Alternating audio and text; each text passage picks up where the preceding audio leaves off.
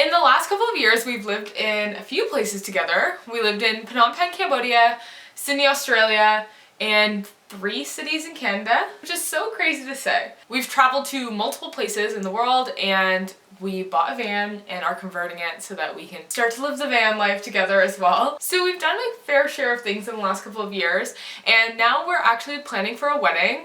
So today we just want to talk about our relationship and just kind of what it's been like working together, living together, traveling together, spending a lot of time together, and kind of how we've managed to not drive each other completely crazy and stay together through the whole thing and really, I guess, enjoy our time doing all of those things. I started thinking about what we'd kind of say in this video, and then like writing down points or whatever, but it just felt like a bit tacky, and every person's relationship is different, so we don't really want to be like, oh, here are the 20 things that you need to do to also be engaged by the end of your travels. So instead, we've kind of broken down this video into 3 parts, which we believe have really been like the core factors in terms of communicating and what we've learned is important when you're doing all these crazy things together and going through all these life changes. So yeah, let's get started and talk about those 3 main things. I think the first thing that we'll talk about is money. When you're planning a trip or moving abroad or anything of that nature, just be really open about your funds. You know, be clear about what you want to spend your money on, what your values are and what you want to do, what you want to get out of your trip, because it's really important. Yeah, like it can be really tricky to talk about money with anyone, especially if you're in a new relationship.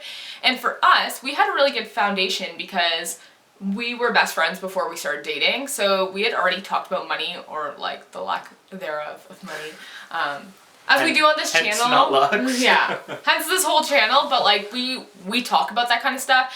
We talk about it with you guys, and we've always talked about it together, even before we started dating. So when we were planning on moving to Cambodia, it wasn't that difficult to bring that up. I had a little bit of debt, and Nick made less money than me. So between the 2 of us, we kind of had to like figure out how we were going to make it all work. And I agree that it's just super important to talk about money and be open about money. When we're overseas, we've met handfuls of couples, and we've seen people in all sorts of different relationships, and anyone who's traveled can probably put their finger on like what those types are of couples when you're overseas. If one person in your relationship wants to spend money on you know, like an expensive excursion, or you're dead set on some kind of a specific plan or trip you want to take in the country that you're moving to or traveling to, you have to communicate with one another to make sure that you're kind of both on the same page with where you want to go. And even if you're not, that's okay, but to be able to kind of make that sacrifice, or I guess sacrifice isn't a good word for it, that kind of compromise. Don't go on the trip if the person wants to spend fucking $3,000 every 3 days. Yeah. You know? So it's more like, be respectful of what the other person wants to do, but you both have to be reasonable, and you kind of have to be on the same page. And like, I don't mean to be harsh, but if you don't agree on stuff that you want to spend money on, and one person wants to spend $3,000 every 2 days because they want to do this skydiving adventure and this ziplining adventure and this bungee jumping, and you're the kind of person that wants to like stay in cheap hostels and find cheap happy hours and save money while you're traveling and go on a longer trip, then realistically you maybe shouldn't be going on this trip together, and that you do better with a friend or something.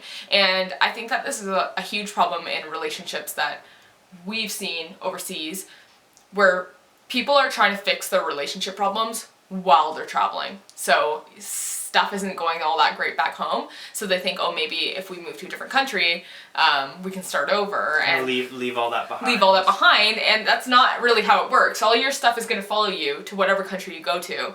So if you don't have a good foundation, then it's not going to work. And as much as I agree that compromise is important, and obviously I agree that compromise is important. If you're going to the Mediterranean and you want to go on 5 boat tours, and the other person doesn't want to spend more than $50 a day or something, then you're bound to fight and maybe not get through it. And before we keep going on in the video, like, I just want to be very clear that we're not a perfect relationship. We have our problems too.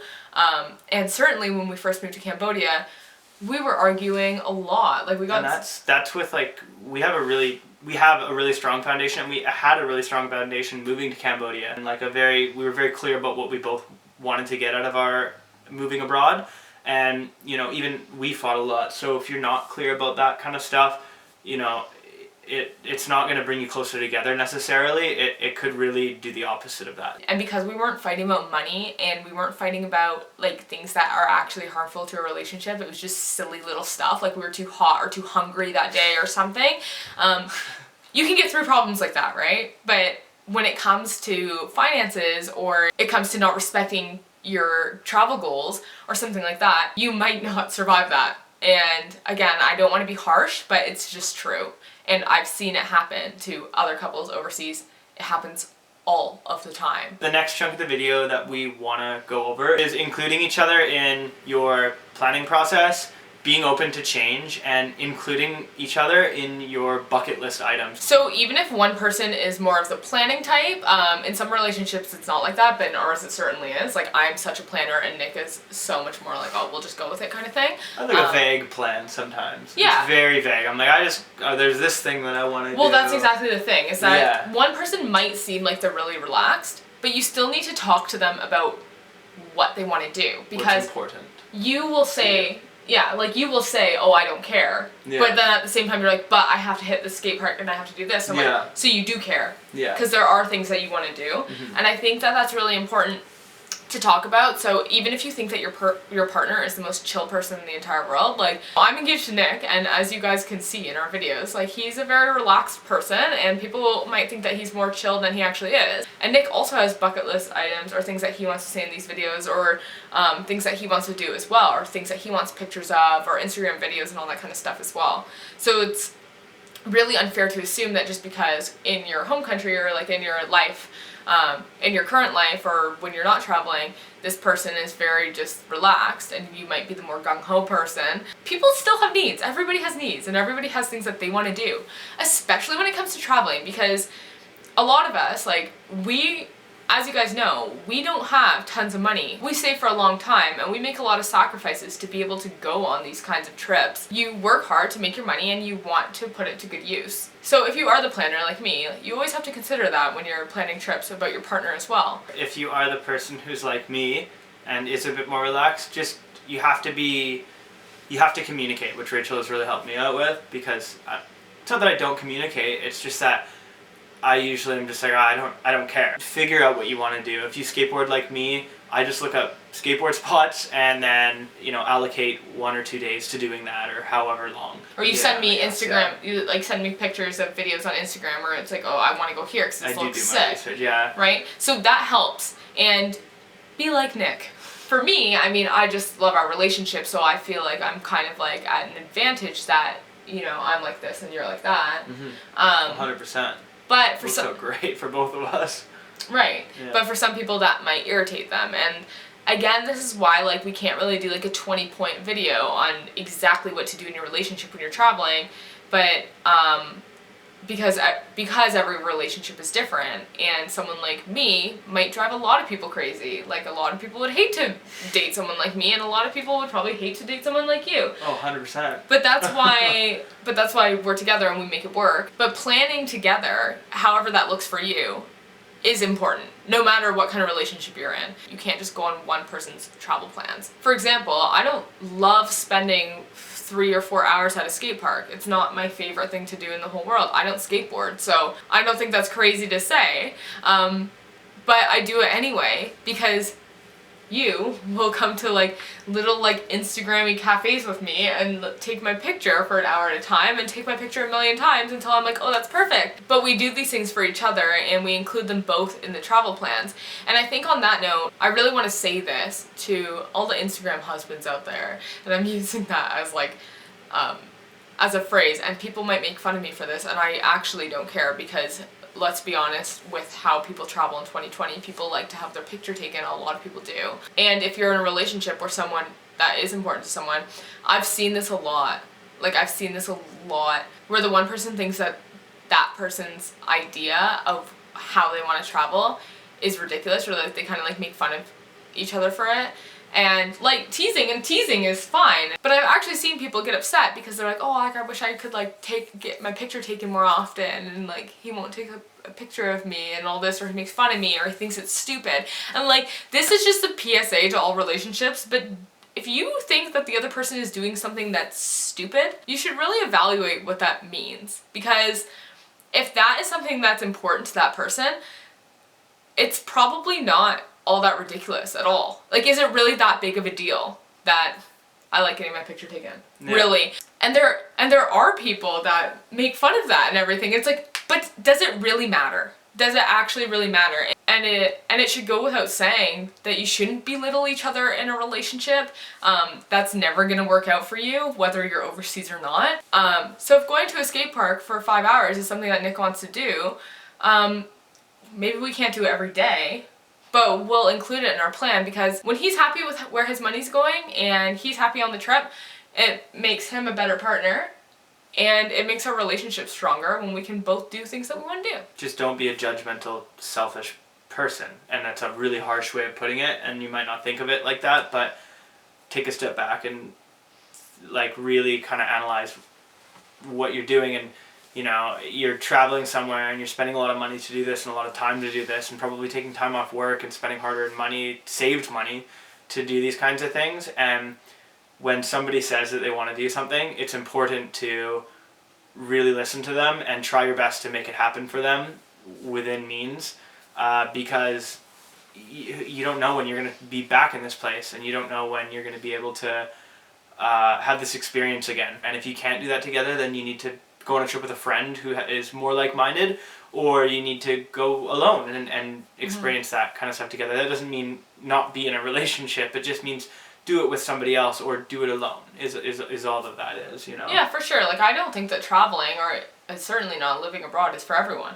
I don't. No. And in our case, it made our relationship a lot stronger. And that kind of brings us into our third part of this video and how we're structuring it, which is kind of like just respecting each other's space and communication about that. We spent every waking moment together even before we started dating. Like, we hung out any chance that we could. We'd go out for lunch together at work, we'd hang out after work, we'd hang out on the weekends, even when I was in another relationship and we were just friends. Like, when we're honestly just friends, we've spent so much time together. So to be in a relationship where we spend all this time together, and while we were working at the same school in Cambodia and, you know, living together in all these different places in Australia. Sometimes in these like relationship advice, like blogs and vlogs, people are like, oh, you have to spend like at least an hour apart every single day, or, you know, you have to make sure you do your things separately, or like whatever it is. And again, this is gonna be different for every single person, because we love spending time together. We do all the time. But there's no right answer for this. So it's, again, just communicating what you need and making sure that you're on the same page about that. Because God, if someone else came into our relationship and saw like how much time we spent together, they might be like, you guys are insane. But it's what works for us, right? And it might not work for another couple. That's really what being in a relationship is loving spending time together and occasionally making compromises and making the most out of that, and being optimistic about them and not miserable about not being able to do what you want to do at all times, right? Resenting the other person. Yeah, it's, if you're resentful about anything, then it's, you know, you gotta figure your own brain out. It's not their fault, it's your fault. Yeah. You know, you've got to figure that out for yourself, and be more respectful of your partner. And then in terms of spending a lot of time together, like, this comes up. I think that people talk about it enough in the YouTube and stuff, but like when it comes to like bathroom stuff and all of that, again, because we were friends before, like that stuff has never bothered us. Like, so it's not uncomfortable for us while we're traveling. And for some people, you might be like, oh my God, I could never talk about that with my partner. But it's like, if you gotta go. Sometimes you're in a foreign country and you order a vegetarian dish and it comes out with meat in it and you ate it and you don't know, and you get really sick and your stomach is screwed. So these things happen, and you just need to communicate that and be comfortable being able to talk about that stuff. It's all the same like, stuff. we talk about what I mean? everything. Like, We talk about everything. And it's been a huge advantage to us. Like, I guess it's kind of funny to talk about in this video, but it's actually true. Like, it's been a huge advantage to us. Like, when we were in Cambodia and we were living there, but we were traveling to a different place, I got really sick in Kampot. Like, I was really sick for a long time. And it was pretty serious. And I was in hospital and everything. And if I hadn't been able to be like, this is what's happening to me right now, Nick wouldn't have been able to take care of me. And I would have been just extra uncomfortable. So one, it's a health thing, so that's important.